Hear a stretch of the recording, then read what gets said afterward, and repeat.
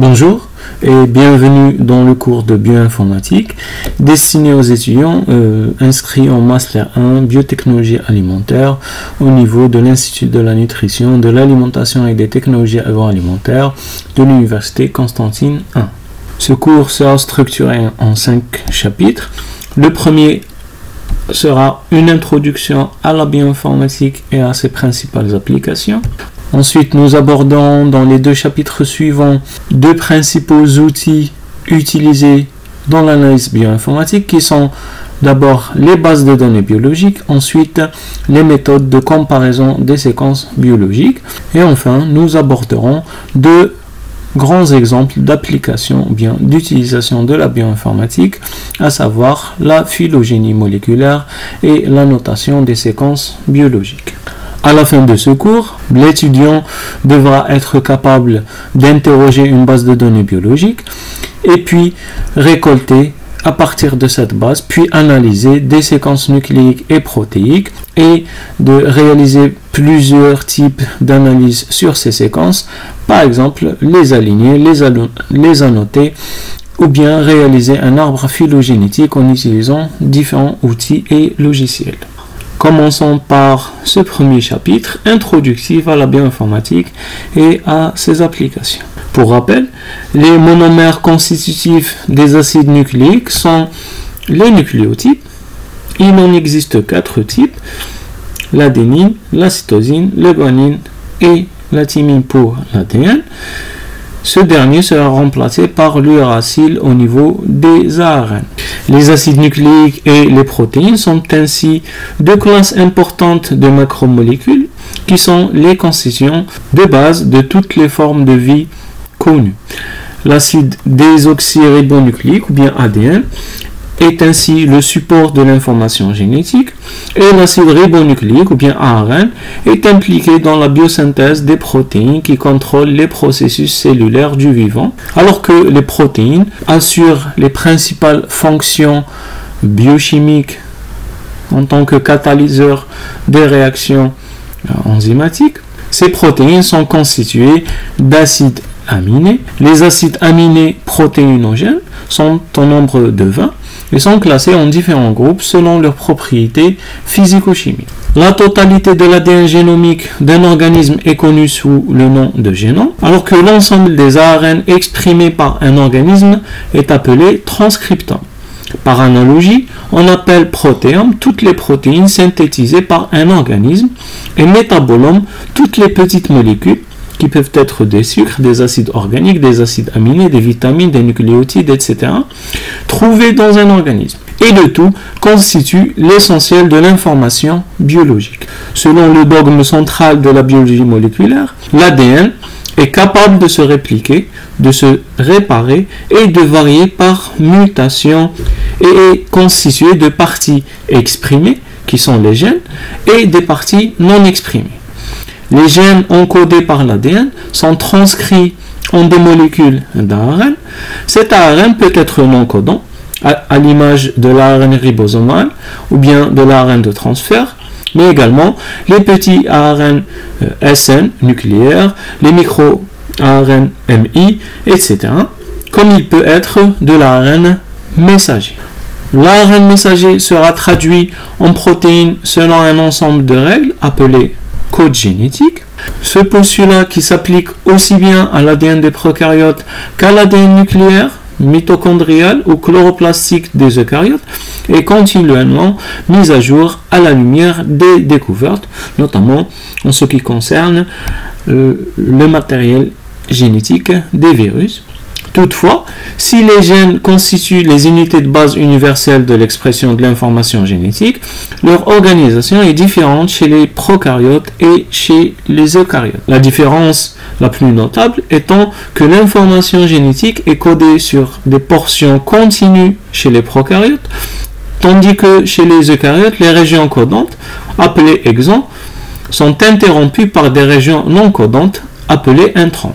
Par conséquent, la transcription de l'ADN en ARN mature, c'est-à-dire prêt à la traduction, nécessite plus d'étapes chez les eucaryotes, notamment les étapes d'excision des introns, et d'épissage alternatif des exons, rendant ainsi possible la biosynthèse de plusieurs protéines à partir du même gène.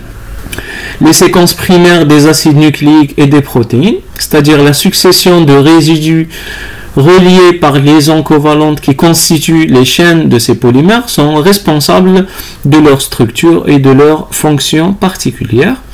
Elles sont obtenues par méthode expérimentale, par exemple par séquençage de Sanger pour l'ADN, ou bien par spectrométrie de masse pour les protéines, ou par prédiction, c'est-à-dire par application des règles de complémentarité ADN-ADN, ou bien d'ARN-ADN, et par utilisation du code génétique. Une fois obtenues, ces séquences sont stockées et analysées in silico, c'est-à-dire à l'intérieur d'un disque dur, à l'intérieur d'un ordinateur, sous la forme de texte suivant des règles universelles d'écriture afin d'en simplifier la lecture. Ces règles peuvent être résumées comme suit. D'abord, les résidus, c'est-à-dire les nucléotides ou bien les acides aminés constitutifs des séquences nucléiques ou bien protéiques, sont écrits suivant le code universel en monolettres. C'est-à-dire que chaque base nucléique ou bien chaque acide aminé possède un code constitué d'une seule lettre. Ce code a été établi de manière universelle par l'Union internationale de chimie pure et appliquée. Les séquences ensuite de ces résidus sont écrites dans le style bien la police d'écriture Courier-New. Pour l'ADN, qui est une structure en double brin complémentaire, elle est uniquement représentée en monobrin, c'est-à-dire qu'on va se contenter d'écrire un seul brin, et ce brin sera celui qui correspondra à la séquence 5, c'est-à-dire 5', 3'. Et on va écrire, et pour l'ARN, pour des raisons de simplification, il sera écrit sous la forme d'ADN, plus précisément sous la forme de son ADN complémentaire monobrin toujours. Pour les séquences nucléiques, l'écriture par convention est de gauche à droite. L'extrémité gauche correspond à l'extrémité 5', alors que l'extrémité droite correspond à l'extrémité 3' de la séquence nucléique. Pour les séquences protéiques, elles sont écrites par convention de gauche à droite, avec l'extrémité N-terminale à gauche et l'extrémité C-terminale à droite. Dans cet exemple, vous avez deux séquences protéiques et nucléiques qui ont été converties en une écriture universelle qui sera par la suite rencontrée en bioinformatique, et c'est la forme de stockage principale des séquences. Donc comme vous le voyez, pour l'ADN qui est double brin, on va se contenter d'écrire la séquence 5', 3' dans un sens de gauche à droite, avec le côté gauche qui correspond à l'extrémité 5'.